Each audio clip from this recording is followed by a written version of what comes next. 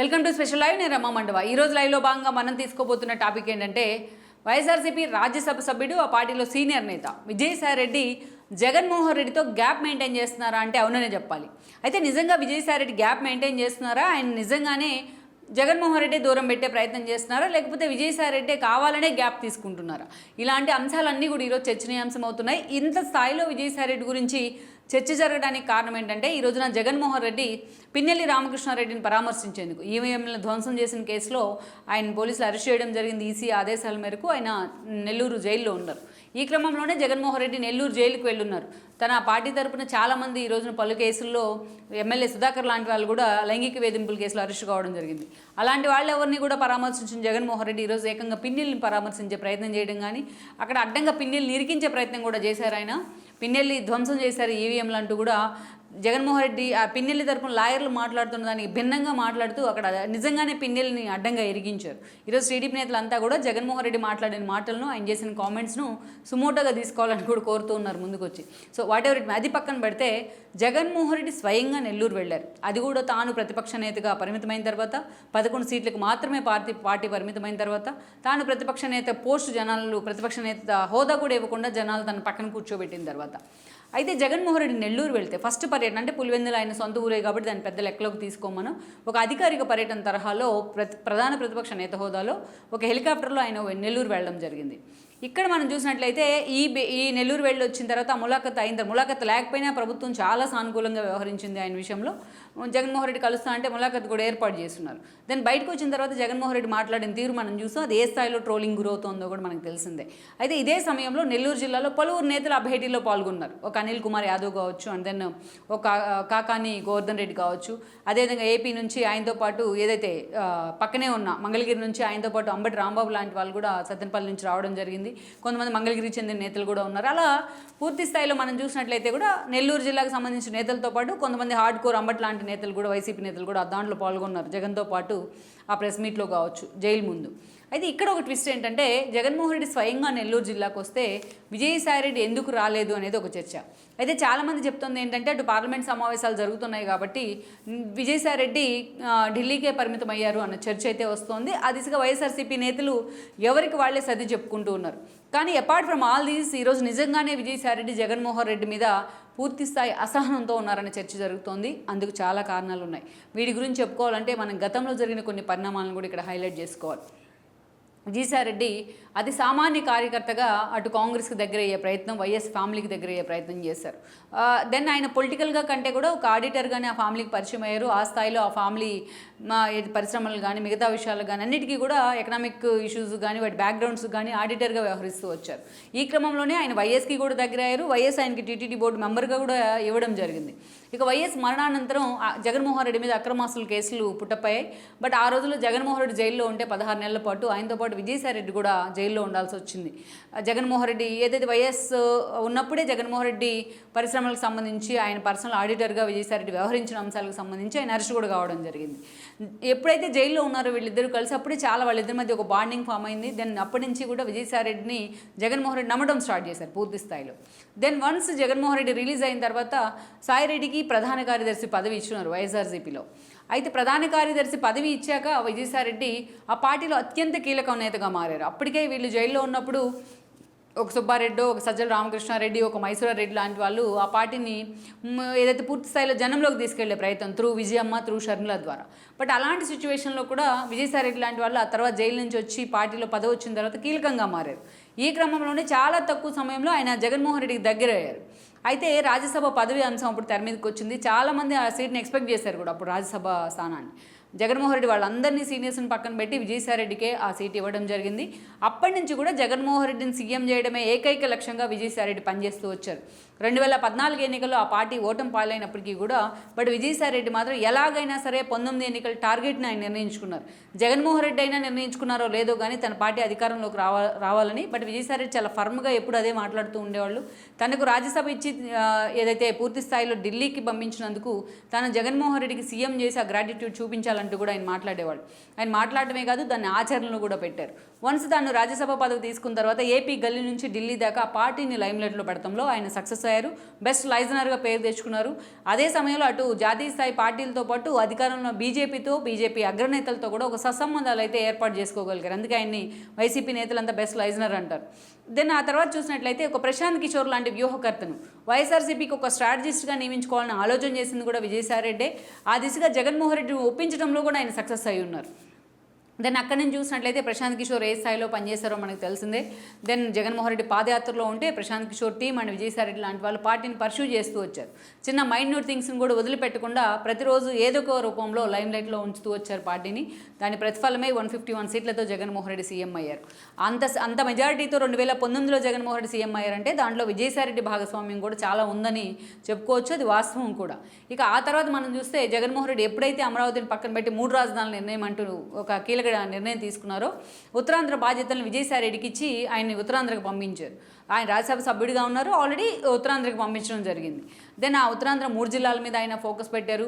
అటు ఎంవివి సత్యనారాయణ లాంటి వాళ్ళతో కొన్ని నెగోషియేషన్స్ కానీ, తన అల్లుడు వరుసైన శరత్ చంద్రారెడ్డి లిక్కర్ మాఫియా వ్యవహారంలో అరెస్ట్ అవడం, ఇవన్నీ కూడా ఆయన డౌన్ చేస్తూ వచ్చాయి. పార్టీలో డౌన్ చేస్తూ వచ్చాయి అనే కంటే ఎట్ ద సేమ్ టైం ఆయన ఉత్తరాంధ్ర వెళ్ళిన సమయంలోనే సజ్జల రామకృష్ణారెడ్డిని భారతీ వాళ్ళ లాంటి వాళ్ళ సూచనలతో జగన్మోహన్ రెడ్డి తన సలహాదారుగా నియమించుకున్నారు.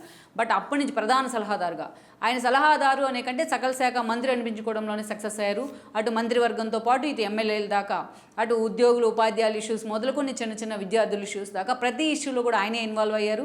ఒక మాటలో చెప్పాలంటే ప్యారలల్ గవర్నమెంట్ని నడిపించారు. జగన్మోహన్ రెడ్డికి సమాంతరంగా అనఫిషియల్ సీఎంగా ప్యారలల్ గవర్నమెంట్ని సజ్జల రామకృష్ణారెడ్డి నడిపించారని అనుకోవాలి. ఆ స్థాయిలో సజ్జలు ఈరోజు టార్గెట్ అయ్యారు కూడా ప్రతిపక్షాలకు. అప్పుడు టార్గెట్ అయ్యారు, ఈరోజు అధికార పార్టీ కూడా సజ్జలు టార్గెట్ అవుతున్నారు. ఒక మోనోపల్లితో ఆయన వ్యవహరించిన తీరు. సో విజయసాయిరెడ్డి లాంటి వాడు తిరిగి సీఎంఓకి వచ్చినట్లయితే తనకు ఆ స్థాయిలో ప్రయారిటీ ఉండదని సజ్జలకు తెలుసు. ఎందుకంటే గతంలో లోటస్ పాండ్ వేదికగా కూడా వాళ్ళిద్దరి మధ్య ఎప్పుడు టగ్ ఆఫ్ వార్, ఆ 2 వర్గాల మధ్య నడుస్తూ ఉండేది. ఎప్పుడు విజయసాయిరెడ్డిది అప్పర్ హ్యాండ్ అవుతూ ఉండేది. అందుకే సజ్జల రామకృష్ణారెడ్డి చాలా లౌక్యంగా, చాలా వ్యూహాత్మకంగా విజయసాయిరెడ్డిని ఉత్తరాంధ్రకే పరిమితం చేశారన్న విమర్శలు వచ్చాయి. అప్పట్లో ఎంవివి సత్యనారాయణతో ఉన్న గొడవను కూడా సజ్జల లాంటి వాళ్ళే భూతద్దంలో పెట్టి చూపించారనే ఒక వాదన కూడా ఉంది.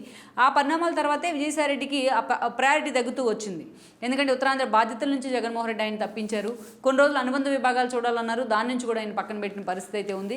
అంత సీరియస్గా విజయసాయిరెడ్డి ఎక్కడ ఇన్వాల్వ్ కాలేకపోయారు. అయితే ఇదే సమయంలో తారకరత్న మరణం జరిగింది. తారకరత్న చనిపోయిన తర్వాత వాళ్ళ భార్య అలేఖ్య విజయసాయిరెడ్డికి దగ్గర బంధువు కావడంతో ఆయన అటు చంద్రబాబు నాయుడుతోనూ ఇటు బాలకృష్ణతోనూ కూడా ఆయన చనిపోయిన సమయంలో కోఆర్డినేట్ చేసుకున్నారు. తారకరత్న చనిపోయిన సమయంలో దీన్ని కూడా ఒక బూచిగా చూపించే ప్రయత్నం అయితే జరిగింది. వైసీపీలో విజయసాయిరెడ్డి చంద్రబాబు మనిషి అన్నట్టుగా పోర్ట్రేట్ చేశారు అప్పట్లో. బట్ అదే స్థాయిలో జగన్మోహన్ రెడ్డి మాత్రం గతంలో లాగా విజయసాయిరెడ్డిని దగ్గరికి తీసుకోలేకపోయినారు. ఎందుకంటే వాళ్ళిద్దరి మధ్య అంత ఆ స్థాయిలో బాండింగ్ ఉండేది గతంలో. బట్ ఎప్పుడు కూడా తన పాత రోజులను గుర్తు చేసుకుంటూ విజయసాయిరెడ్డికి మళ్ళీ తిరిగి అంత ప్రయారిటీ ఇవ్వడంలో మాత్రం జగన్ ఆ కన్సర్న్ అయితే చూపించలేదు. ఎందుకంటే ఎట్ ద సేమ్ టైం వాళ్ళిద్దరి మధ్య వ్యాక్యూమ్ పెంచడంలో సజ్జల లాంటి వాళ్ళు పూర్తిగా సక్సెస్ అయ్యారని అనుకోవాలి. దాని కారణాలు ఏవైనప్పటికీ కూడా ఇక ఎన్నికలకు ముందు కరెక్ట్గా ఎన్నికల సమయం వస్తున్నప్పటికీ జగన్మోహన్ రెడ్డికి చాలా రకాలుగా విజయసాయిరెడ్డి కొన్ని సలహాలు ఇచ్చే ప్రయత్నం చేశారు. షఫలింగ్, ఎమ్మెల్యేల అభ్యర్థులు షఫలింగ్ కావచ్చు, మంత్రుల్ని ఎంపీలని అటు ఇటు మారుస్తున్న విధానం కావచ్చు, ఎక్కడా విజయసాయిరెడ్డి మాటలను ఆయన పరిగణలోకి తీసుకున్న సందర్భం అయితే లేదు. అందుకే మనం చూసినట్లయితే వైఎస్ఆర్సీపీ అధికారంలోకి వచ్చిన ఫస్ట్ 1 ఇయర్లో విజయసాయిరెడ్డి మాట్లాడుతూ వచ్చిన తీరుకు కానీ, ఆ తర్వాత 3 ఏళ్ల పాటు విజయసాయిరెడ్డి మాట్లాడిన తీరుకు కానీ చాలా లో ప్రొఫైల్ మెయింటైన్ చేసే ప్రయత్నం కానీ చేశారు ఆయన. మనం చూస్తూ వచ్చాం ఎక్కడ గ్యాప్ వచ్చింది విజయసాయిరెడ్డికి జగన్మోహన్ రెడ్డికి అనేది కూడా అక్కడే అర్థమవుతుంది మనకి. కానీ ఇక ఎన్నికల టైం దగ్గర పడేటప్పటికి చాలా సీరియస్గా విజయసాయిరెడ్డి మీద కొన్ని విషయాలు ఆయన ప్రెజర్ పెట్టే ప్రయత్నం చేశారు జగన్మోహన్ రెడ్డి. యాక్చువల్గా నెల్లూరు జిల్లాకు సంబంధించి అది విజయసాయిరెడ్డి జిల్లా కూడా, విజయసాయిరెడ్డి అక్కడి నుంచే రిప్రజెంట్ చేశారు. వేమిరెడ్డి ప్రభాకర్ రెడ్డి 2019 ఎన్నికలకు ముందు ఆ పార్టీలోకి తీసుకొచ్చింది విజయసాయిరెడ్డి. ఎందుకంటే ఆయన టీడీపీలోకి వెళ్లేందుకు సిద్ధం అవడంతో చాలా సీరియస్గా ఆయన మీద ఎఫర్ట్ పెట్టి లైజనింగ్ చేసి మరీ ఆయన పార్టీలోకి తీసుకొచ్చారు. అదే స్థాయిలో వేమిరెడ్డి ప్రభాకర్ కూడా తన సేవలు అందించారు వైఎస్ఆర్సీపీకి. ఆ స్థాయిలో పనిచేశారు ఆయన. రాజ్యసభ పదవి కూడా తీసుకున్నారు. ఆర్థిక అండదండలు కూడా పుష్కలంగా అందించారు 19 ఎన్నికల్లో వైఎస్ఆర్సీపీకి. నెల్లూరు జిల్లాలో వైఎస్ఆర్సీపీ క్లీన్ స్వీప్ చేసిందంటే విజయసాయిరెడ్డి లాంటి వాళ్ళ వ్యూహాలతో పాటు వేమిరెడ్డి లాంటి వాళ్ళ ఆర్థిక స్తంభంగా ఆయన నిలబడిన తీరు కూడా ఒక కారణమనే చెప్పుకోవాలి. అలాంటి వేమిరెడ్డి ప్రభాకర్ రెడ్డి కొన్ని సీట్ల విషయంలో అనిల్ కుమార్ యాదవ్కి ఇవ్వబోయిన గతంలో జగన్మోహన్ రెడ్డి ఇద్దామనుకున్న నెల్లూరు సిటీ కానీ, అది తన భార్యకి ఇవ్వాలనే ప్రపోజల్ పెడతాం కానీ అసలు అనిల్ కుమార్ యాదవ్ను పోటీకి ఉంచొద్దు అంటూ కూడా ప్రపోజల్ పెట్టిన తీరు కానీ ఇలాంటి వాటితో జగన్మోహన్ రెడ్డి ముందుగా వేమిరెడ్డిని పక్కన పెట్టే ప్రయత్నం చేశారు. ఈ క్రమంలోనే వేమిరెడ్డి టీడీపీలోకి వెళ్ళడానికి నిర్ణయించుకున్నారు. పాపం ఆయన ఆపేందుకు లాస్ట్ మినిట్ వరకు కూడా విజయసాయిరెడ్డి చాలా సీరియస్గా ట్రై చేశారు. అయినా జగన్మోహన్ రెడ్డి ఒప్పుకోలేదు. ఈ క్రమంలోనే వేమిరెడ్డి చక్కగా జగన్మోహన్ రెడ్డికి పూర్తి స్థాయిలో ఆయన గ్యాప్ ఇచ్చి మరీ టీడీపీలోకి వెళ్ళే ప్రయత్నం చేశారు. టీడీపీ వేమిరెడ్డికి రెడ్ కార్పెట్ పరిచింది. వేమిరెడ్డి ప్రశాంత్ రెడ్డి కూడా ఈరోజు ఆయన భార్యకి కూడా కొవ్వూరు టికెట్ ఇచ్చిన పరిస్థితి అయితే ఉంది.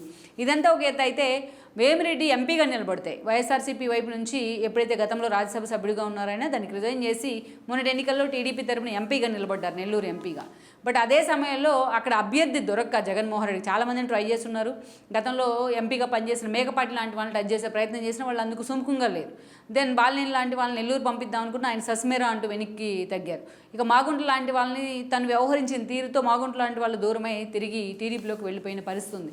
ఇక ఆదాళ్ళ ఎంపీగా ఉంటే ఆయన ఎప్పుడో తీసుకెళ్లి కోడంరెడ్డి శ్రీధర్ రెడ్డి మీద పోటీకి దించారు. ఇలాంటి సిచ్యువేషన్లో నెల్లూరు వైసీపీకి అభ్యర్థి దొరకని సిచ్యువేషన్ ఉంది. శరచంద్రారెడ్డి లాంటి వాళ్ళని అక్కడి నుంచి దించుదాం అనుకున్న శరచంద్రారెడ్డి మీద ఉన్న మద్య మాఫియా వ్యవహారం కేసులో ఆయన ఇరుక్కుని ఉన్నారు కాబట్టి అంతగా జగన్మోహన్ రెడ్డి ఆయన మీద ప్రెజర్ ఇవ్వలేకపోయారు. సో ఈ క్రమంలోనే ఈరోజు విజయసాయిరెడ్డి పేరు తెర మీదకి వచ్చింది. ఆల్రెడీ విజయసాయిరెడ్డి కూడా రాజ్యసభ సభ్యుడిగా ఉన్నారు, రెన్యువల్ కూడా అయింది ఆయనకి ఆ పదవి. బట్ అలాంటి సమయంలోనే విజయసాయిరెడ్డిని ఒప్పించి మరీ జగన్మోహన్ రెడ్డి రాజ్యసభను పక్కన పెట్టి ఆ రోజున ఎంపీగా పోటీ చేశారు, ఏదైతే నెల్లూరు ఎంపీగా. చాలాసార్లు ఎన్నికల ముందు కూడా విజయసాయిరెడ్డి మాట్లాడారు. సరిగ్గా తను ప్రచారం కూడా చేసుకోలేకపోయారు నెల్లూరులో.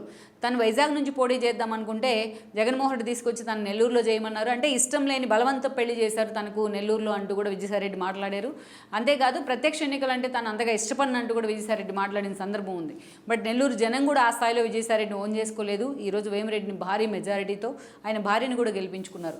ఇలా పూర్తి స్థాయిలో విజయసాయిరెడ్డి పార్టీలో ఒకప్పుడు నెంబర్ 2 అని అన్నీ తానే జగన్మోహన్ రెడ్డికి అనిపించుకున్న విజయసాయిరెడ్డి ఈరోజు ఎంపీగా పోటీ చేస్తే ఆయన కనీసం డిపాజిట్ కూడా దక్కించుకోలేని పరిస్థితికి జగన్మోహన్ రెడ్డి తీసుకొచ్చారు. అందుకే ఈ వ్యవహారం కావచ్చు, ఇక ఆ 4.5 ఏళ్ల పాటు సజ్జల మాటలు వింటూ తను పక్కన పెట్టిన తీరు కావచ్చు, వీటన్నిటితో నిజంగానే విజయసాయిరెడ్డి లాంటి ఒక నేతకు నిజంగానే ఒక మనస్తాపం అని అనుకోవాలి. అందుకే ఆయన జగన్మోహన్ రెడ్డితో అంటీ ఉంటున్నట్లు అయితే వ్యవహరిస్తున్నారు. జగన్మోహన్ రెడ్డిని కలిసి ఆయన చేసిన రివ్యూలకు విజయసాయిరెడ్డి అటెండ్ అయ్యో ఎక్కడ ఒకే ఫ్రేమ్లో వాళ్ళు కనిపించో మనం చూడం ఇన్ని రోజులుగా. సజ్జలను పూర్తిగా పక్కన పెడితే విజయసాయిరెడ్డి లాంటి వాళ్ళు మళ్ళీ దగ్గర అవుతారని ప్రచారం జరుగుతున్నా ఆ దిశగా విజయసాయిరెడ్డి లాంటి వాళ్ళే ఫోకస్ పెట్టట్లేదు ఈ రోజున. ఇక మనం చూసినట్లయితే కూడా పూర్తిగా ఆయన ఎక్కువగా ఢిల్లీకే పరిమితం అవుతున్నారన్న చర్చ కూడా జరుగుతోంది.